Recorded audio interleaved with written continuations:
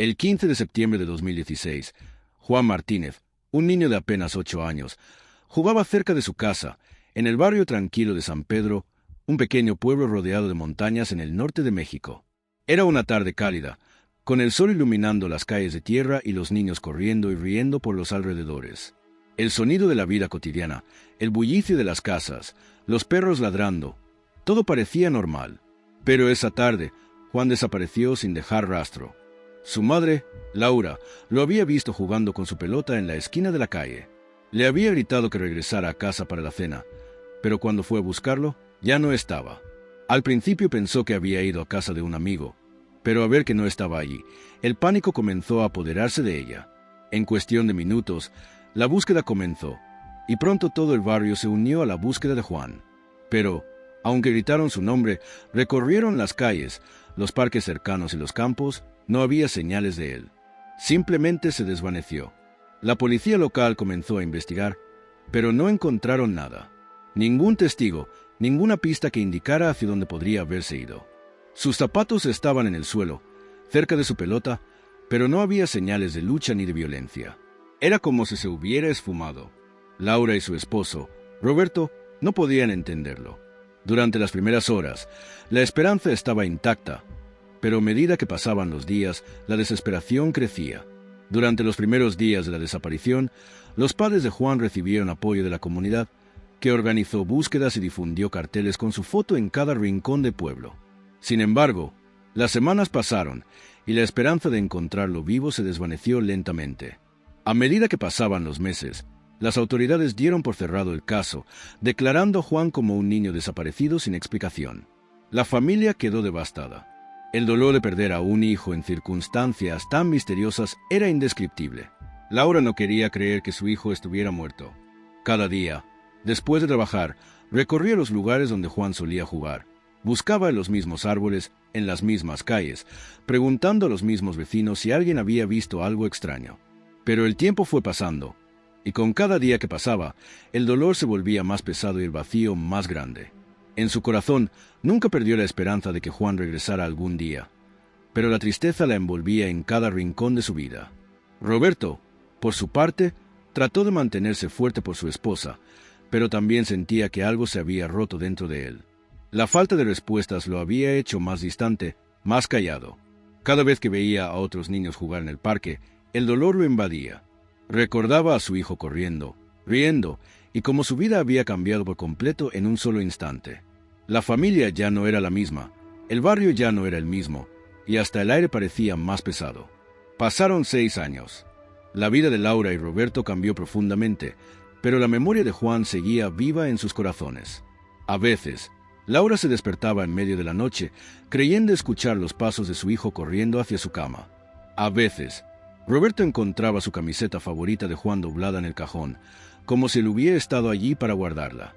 Pero la vida siguió su curso, de alguna manera, y el pueblo siguió adelante, aunque la tragedia de la familia Martínez nunca fue olvidada. Y entonces, en octubre de 2022, algo inesperado ocurrió. La familia de Juan, que había pasado 6 largos años sin recibir noticias, recibió una llamada que cambiaría todo. A las 10 de la mañana, el teléfono sonó en la casa de Laura. Cuando contestó, la voz al otro lado del auricular era extraña. La persona dijo su nombre con una voz grave y calmada. ¿Es usted la señora Laura Martínez? Y cuando ella respondió afirmativamente, la voz agregó, «Soy Juan. Estoy aquí». Laura no podía creer lo que acababa de escuchar. Por un momento, el mundo se detuvo. Su corazón latió con fuerza y un nudo se formó en su garganta. «Soy Juan. Estoy aquí». No podía ser real. ¿Podía ser realmente él? Su hijo, desaparecido durante 6 años, ¿había estado vivo todo este tiempo? ¿Por qué nunca antes había aparecido? Las preguntas se atropellaban en su mente, pero no podía hablar. Solo escuchaba la voz al otro lado del teléfono, que parecía tan familiar, pero al mismo tiempo distante, como si la vida hubiera dejado cicatrices profundas.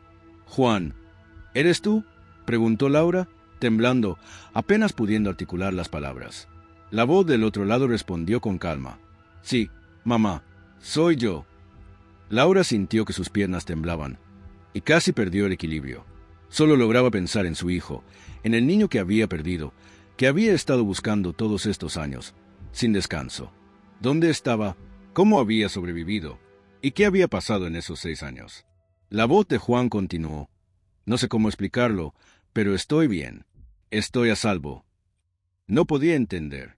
¿Cómo podía estar bien si había desaparecido sin dejar rastro? ¿Dónde estás?, preguntó Laura con urgencia, pero la respuesta de Juan la dejó aún más confundida. No puedo decirte eso ahora, mamá. Solo sé que estoy bien, pero necesito que confíes en mí. La voz parecía calmada, pero algo en sus palabras no terminaba de encajar. Algo le decía a Laura que no podía confiar completamente, pero al mismo tiempo, su instinto de madre la impulsaba a creer. Laura miró a su esposo, Roberto, que estaba al otro lado de la casa, y lo llamó corriendo. «Roberto, es Juan, es él». Roberto corrió hacia ella, pero cuando intentó hablar, Laura ya estaba casi a punto de colapsar por la emoción. El teléfono estaba en el suelo, mientras ella se aferraba a la mesa para mantenerse en pie. El silencio de Roberto se convirtió en un peso insoportable. No sabía si creer lo que escuchaba. Roberto, después de todos esos años de dolor, tenía miedo de que esto fuera solo una ilusión. «¿Por qué ahora, Juan? ¿Dónde has estado todo este tiempo?». Laura apenas podía hablar por el nudo en su garganta. La voz al otro lado del teléfono continuó, como si Juan intentara explicarse. «He estado en un lugar que no puedo describir.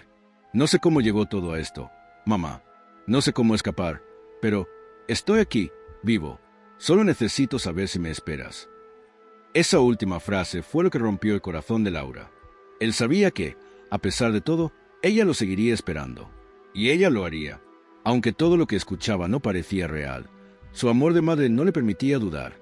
Quería abrazarlo, quería verlo, pero las palabras que decía la hacían sentir que algo no encajaba. «Juan, por favor, dime dónde estás. Te necesitamos. Tu padre y yo te estamos buscando todos los días. Todo el pueblo te busca. Ven a casa, hijo, ven». Pero la respuesta de Juan fue diferente esta vez. «No puedo, mamá. No es tan fácil. Pero quiero que sepas que lo intentaré. No me olvides, por favor». Y entonces la línea se cortó. El teléfono quedó muerto. Un silencio profundo llenó la habitación. Laura intentó volver a llamar, pero ya no hubo respuesta. Laura miró a Roberto con lágrimas en los ojos. «¿Lo escuchaste? Él está vivo. Está vivo». Roberto no podía creerlo. Durante 6 años, la esperanza había sido lo único que los había mantenido en pie. Pero ahora todo parecía confuso. ¿Cómo había sobrevivido Juan? ¿Por qué no podía decirles dónde estaba? ¿Y por qué esa llamada parecía tan distante, tan fría? Algo en el tono de voz de Juan no encajaba. No era el niño que había dejado atrás, pero la esperanza seguía viva. La policía fue notificada de inmediato, y aunque no querían hacer promesas, empezaron a investigar la llamada. El número del teléfono no tenía registros. Parecía haber sido un número desconocido. El misterio de la llamada solo sumaba más preguntas. ¿Cómo había Juan obtenido ese teléfono? ¿Por qué no podía explicar su situación con claridad? A pesar de la felicidad de saber que su hijo estaba vivo, la familia Martínez no podía evitar sentir que algo más oscuro se escondía detrás de todo esto. La noticia de la llamada de Juan se esparció rápidamente y el pueblo entero empezó a llenarse de preguntas. Todos los vecinos recordaban al pequeño Juan corriendo por las calles, riendo, lleno de vida. Ahora, 8 años después, parecía que todo había cambiado. Aunque la esperanza se había renovado, el miedo y la incertidumbre comenzaban a invadir el corazón de los Martínez. La policía empezó a investigar con más intensidad. Se rastreó el número desconocido, pero los resultados fueron frustrantes. El número no estaba registrado en ninguna base de datos, y la llamada había sido realizada desde un teléfono móvil prepagado, lo que complicaba aún más las cosas. No había pistas claras. La investigación parecía volver al mismo punto de partida. Doña Josefina, aunque emocionada, no podía dejar de sentir una creciente desconfianza. Algo en la voz de su hijo no había sonado bien. ¿Por qué no dijo más detalles? ¿Por qué no le explicó su situación con claridad? ¿Estaba realmente en peligro? Las preguntas la atormentaban mientras su mente se llenaba de pensamientos oscuros. Sabía que Juan había sufrido mucho, pero no entendía por qué no podía ser más directo con ella. Por otro lado, Roberto, su esposo, mantenía la calma, pero también sentía que algo no encajaba. Tal vez está siendo controlado de alguna forma, tal vez no pueda hablar libremente. Pensó en voz alta. El miedo a que su hijo estuviera siendo manipulado o incluso amenazado era lo que más le preocupaba. Decidió que iban a buscarlo, sin importar lo que se interpusiera en su camino. Si Juan estaba vivo, lo encontrarían. La familia decidió emprender un viaje para buscar respuestas. Se dirigieron a las zonas cercanas a la ciudad desde donde se había hecho la llamada, aunque sabían que no sería fácil. Los padres de Juan no podían dejarlo ir, y aunque la policía había ofrecido ayuda, sabían que solo ellos podían seguir adelante con la esperanza de encontrarlo. Juntos, partieron con la firme convicción de que, si su hijo estaba en algún lugar, no lo dejarían escapar de nuevo. Al llegar a la ciudad, los Martínez empezaron a preguntar a los locales si alguien había visto algo extraño. Muchos de ellos les ofrecieron su apoyo, recordando a Juan como un niño amable y cariñoso. Sin embargo, los recuerdos del pasado solo ayudaban a que el dolor se hiciera más intenso. Nadie tenía información concreta sobre el paradero de Juan. Nadie había visto ni oído nada. Después de varias horas de búsqueda, visitaron un pequeño café donde un hombre mayor se acercó a ellos. «¿Ustedes son los padres de Juan Martínez?», les preguntó con una mirada curiosa. Cuando asintieron, el hombre pareció dudar un momento antes de hablar. «Yo lo vi. Hace poco, lo vi en el centro de la ciudad, en una plaza, pero él no me reconoció. Llevaba una mochila y caminaba rápido, como si estuviera escapando de algo». Ese testimonio fue lo único concreto que encontraron. «¿Cómo sabía que era él?», preguntó Roberto, desconcertado. El hombre explicó que lo reconoció por el color de su cabello y su estatura, aunque el rostro de Juan parecía más maduro. Pero lo más extraño de todo fue lo que el hombre dijo después. Él no quería que lo reconocieran, eso estaba claro. Y me miró con miedo, como si estuviera huyendo de algo o alguien. Al escuchar esas palabras, los padres de Juan sintieron un estremecimiento. ¿Qué había estado ocurriendo con su hijo todos esos años? ¿Por qué no había intentado regresar antes? La posibilidad de que Juan estuviera en peligro de alguna manera, huyendo de alguien, parecía cada vez más probable. Pero, ¿quién lo había estado persiguiendo? ¿Quién lo había obligado a vivir en las sombras durante tanto tiempo? La pista del hombre en el café dejó a la familia Martínez con más preguntas que respuestas. La idea de que Juan estuviera siendo perseguido o que estuviera tratando de escapar de algo les hacía temblar de miedo. Decidieron seguir esa pista y dirigirse a la plaza donde el hombre dijo haber visto a Juan. La ciudad era grande y bulliciosa, pero el tiempo parecía haberse detenido para ellos. Cada paso que daban los acercaba más a la verdad, pero también les causaba más angustia. Al llegar a la plaza, el lugar estaba lleno de gente, pero Juan no estaba allí. La familia preguntó a varios transeúntes, pero nadie había visto a un joven como el que describieron. Se sentaron en una banca, agotados, mientras el sol comenzaba a ponerse, tiñendo el cielo de un naranja cálido. La sensación de estar tan cerca y, al mismo tiempo, tan lejos, los estaba consumiendo. Fue en ese momento cuando una figura apareció a lo lejos, caminando hacia ellos. Era un joven con una mochila y un semblante serio. A medida que se acercaba, la familia de Juan lo miraba con esperanza, pero también con miedo. La figura pasó de largo, sin detenerse, sin siquiera mirarlos. Pero algo en su rostro hizo que Laura se levantara de inmediato. El joven tenía los mismos ojos de su hijo. «Juan, Juan», gritó ella, con la voz quebrada por la emoción. El joven se detuvo en seco. Se giró lentamente, como si temiera que alguien lo estuviera siguiendo. Miró a Laura, pero sus ojos no mostraron reconocimiento. Solo había miedo. «No sé quién eres», dijo el joven con voz baja y temblorosa, «pero no me sigan». El corazón de Laura latió con fuerza. Estaba frente a su hijo, pero él no parecía ser el mismo niño que había desaparecido 6 años antes. Su rostro era más maduro, su mirada estaba llena de temor, y algo en su cuerpo parecía indicar que no quería ser encontrado. Laura dio un paso hacia él, pero él retrocedió, alejándose rápidamente. «No sé cómo llegué aquí, pero ya no puedo quedarme. No puedo». Esteban, quien había estado observando en silencio, dio un paso adelante y le preguntó: «Juan, ¿por qué nos dejas? ¿Por qué no nos dices qué ha pasado? Todo ha sido un error, hijo. ¿Qué le pasó?» El joven, visiblemente angustiado, miró al suelo y murmuró: «No puedo decirles nada. No puedo». Luego, en un susurro, añadió: «Me han dicho que si hablo, me van a hacer daño». Y antes de que pudieran decir algo más, el joven se giró y se perdió entre la multitud. La familia Martínez, confundida y aterrada, intentó seguirlo, pero el joven se desvaneció tan rápido como había aparecido. Nadie más en la plaza parecía haberlo notado. La desesperación se apoderó de ellos. ¿Había sido realmente Juan? ¿O simplemente era alguien que se parecía a él? Pero la sensación en el aire, el miedo en sus ojos, todo les decía que sí, que era él, pero que algo o alguien lo había marcado de tal forma que no podía regresar a casa. Tenemos que encontrarlo. No podemos dejar que se nos escape, dijo Roberto con la voz quebrada. La familia había dado un paso más hacia la verdad, pero ese paso solo los había dejado con más preguntas. ¿Qué había sucedido con Juan? ¿Quién lo había mantenido alejado tanto tiempo? ¿Y por qué no podía recordar su vida como antes? La policía fue informada sobre el encuentro, pero no pudieron localizar al joven. Los registros de seguridad de la plaza no mostraron nada relevante. La única certeza que tenían era que la persona que había huido de la familia de Juan no era un extraño. Era su hijo, pero también alguien que ya no era el niño que conocían. En las horas siguientes, la familia se reunió en casa, intentando procesar lo que acababa de ocurrir. El teléfono de Laura sonó, rompiendo el silencio tenso. Era una llamada desconocida. Al responder, una voz grave y desconocida le dijo: «Te dije que no lo buscaras. Y ahora te lo estoy advirtiendo. Si sigues detrás de él, no te va a gustar lo que encontrarán». La llamada se cortó abruptamente. Después de la llamada misteriosa, el miedo se apoderó aún más de la familia Martínez. La amenaza implícita en la voz al otro lado del teléfono dejó claro que no podían seguir buscando a Juan sin consecuencias. Sin embargo, el instinto de madre y padre no podía ser detenido. Laura y Roberto sabían que el encuentro en la plaza no era casualidad. Ese joven, aunque diferente, tenía que ser su hijo. Algo había cambiado en él, pero la conexión era innegable.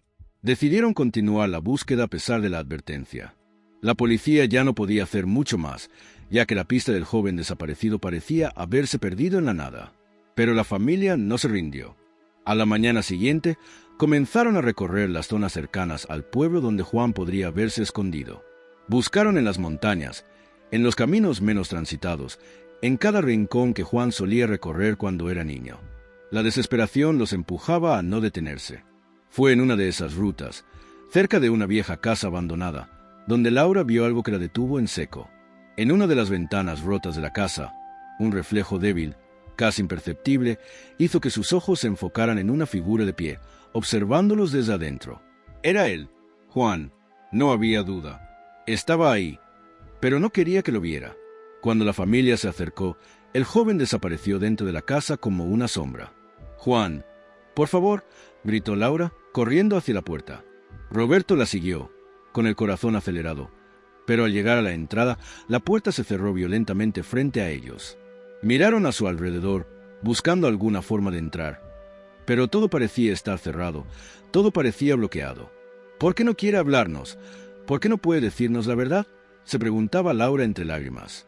La familia llamó a la policía de nuevo, y esta vez llegaron rápidamente, ya que la zona parecía estar bajo vigilancia. La policía forzó la entrada de la casa, con la esperanza de encontrar alguna pista que los llevara a la verdad. Al entrar, lo que encontraron dejó a todos sin palabras. La casa estaba vacía, pero en una de las habitaciones, sobre una mesa, había varios objetos que no pertenecían a nadie más que a Juan.